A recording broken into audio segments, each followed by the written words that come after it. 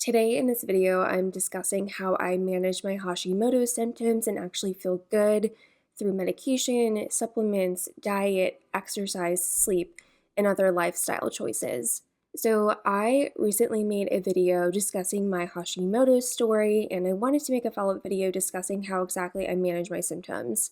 Hashimoto's management looks different for everyone, and what works for me might not work for you, and vice versa. Let's go ahead and start talking about medication and supplements. I personally take Tirosint for my medication. I actually recently switched to this from generic levothyroxine a few weeks ago. I was on levothyroxine for years, ever since I was diagnosed, but then I realized that it contains dyes and weird fillers and also lactase, and I am allergic to dairy, and so I figured that I probably shouldn't be taking that if it contained lactase. So I talked to my doctor and we decided to switch to Tirosint, which has really simple ingredients. I am still getting used to the medication. I'm not sure if it's going to work for me long term, but we'll see. But that's currently what I'm taking right now. As far as supplements go, I think you hear a lot of different opinions on what you should and should not take. But for me, what has worked well, at least as of over the last year or so, is selenium, zinc, specifically zinc citrate or zinc glycinate, vitamin D3 with K2. I was extremely deficient in vitamin D when I was diagnosed with Hashimoto's. I think that had a lot to do with why I was feeling so sick. Of course, in addition to the hypothyroidism, but a lot of people with Hashimoto's are actually very deficient in vitamin D. So I highly recommend, if you haven't in a while, getting your vitamin D levels checked, because if you're deficient, it can cause all sorts of problems. I also take magnesium glycinate, vitamin B12, and for gut health, which is so important for people with autoimmune diseases, I take a daily probiotic as well as L-glutamine. In the past, I've taken an adrenal support supplement. The last one I took was from Equilife. And speaking of Equilife, if you guys aren't familiar with Dr. Stephen Cabral, he's in the functional medicine space. I highly recommend his resources and podcast, but I have taken that supplement in the past, and I think it worked pretty well for me. So when talking about food and Hashimoto's, I feel like doctors and influencers online, they all have a different list of good and bad foods for Hashimoto's, and it can be really overwhelming. Besides the pretty much universal advice to remove gluten or dairy or significantly reduce it and eliminate it, see if it works for you or not, some doctors will say reduce or remove all grains, or nightshades might be a problem for you, or completely avoid soy. After spending many years in Hashimoto's Facebook groups and on discussion forums, it's very clear that this is a very individual disease, and so is the diet. What works for one person might not work for the next person, and that's okay. You just have to figure out what foods are problematic for you and what foods are not. With all of that being said, I personally eat a mostly plant-based diet with wild-caught seafood. I avoid ultra-processed foods and refined sugar, over 95% of the time.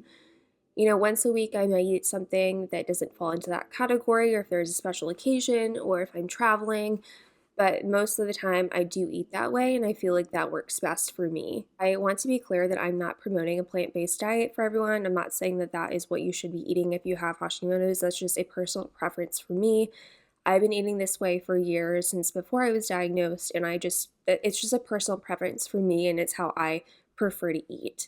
Because I do eat a plant-based diet, I do eat a lot of soy as my protein. I know that soy is very controversial within the Hashimoto's diet space. I know a lot of doctors say to completely avoid it or avoid the highly processed version of soy.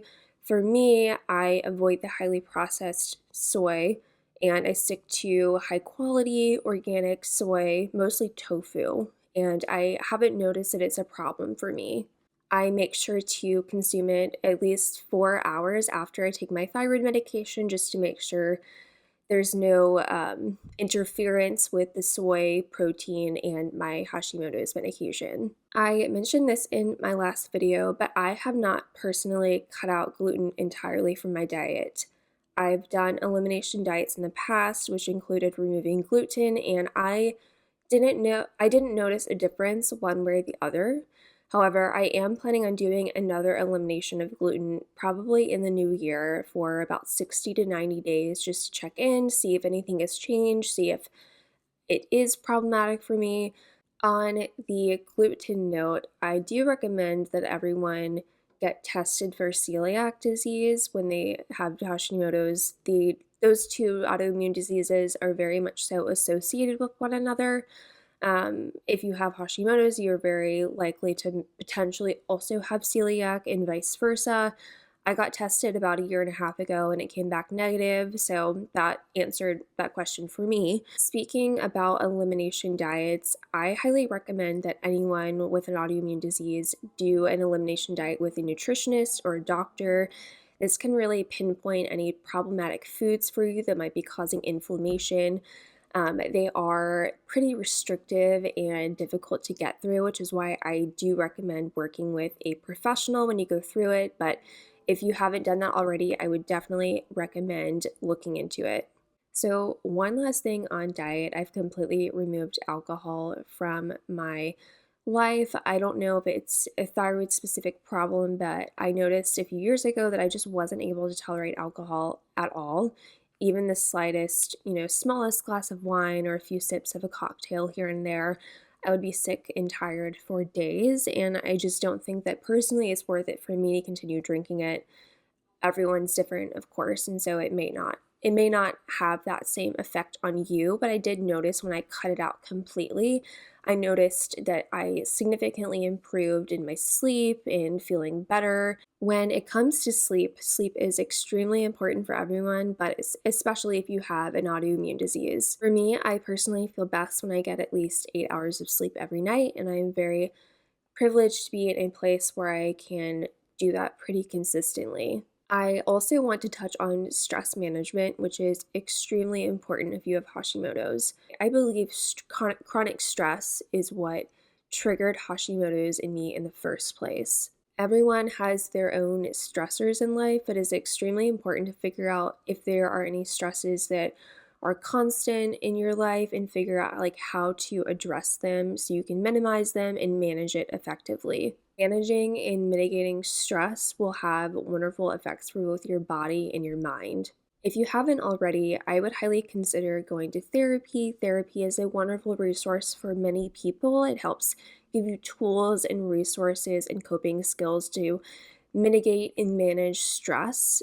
And a few free ways to, limit stress and anxiety throughout the day include going on a walk outside, breath work, meditating, just spending a few minutes for yourself to refocus your mind.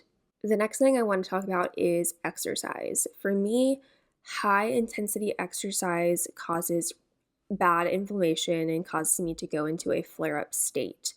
That might not be the case for you, but it's definitely the case for me. In terms of cardio, I focus on walking outside, walking on the treadmill on an incline, or cycling on a stationary bike. I also try to do weightlifting a few times a week.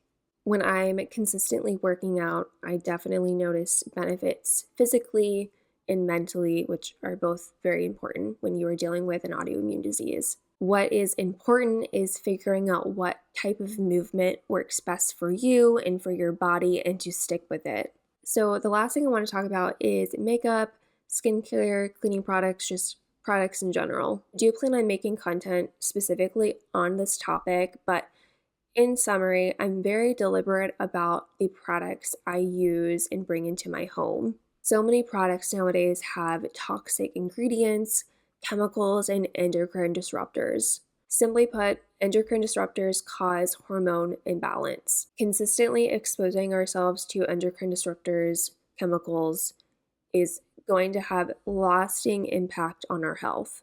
Endocrine disruptors are found in our cleaning products, dishwashing detergent, laundry detergent, like cleaners, shampoo, toothpaste, makeup. everything. When I am going to purchase a new product or I'm curious about products I already own, I use the Environmental Working Group's Skin Deep database, which is a wonderful resource that has so many products with all of their ingredients, and you can figure out what is safe and what is not safe. Reducing the toxic load in your house and what you use on your body every day is so important, and it's often overlooked when we're talking about dealing with Hashimoto's or any autoimmune disease generally.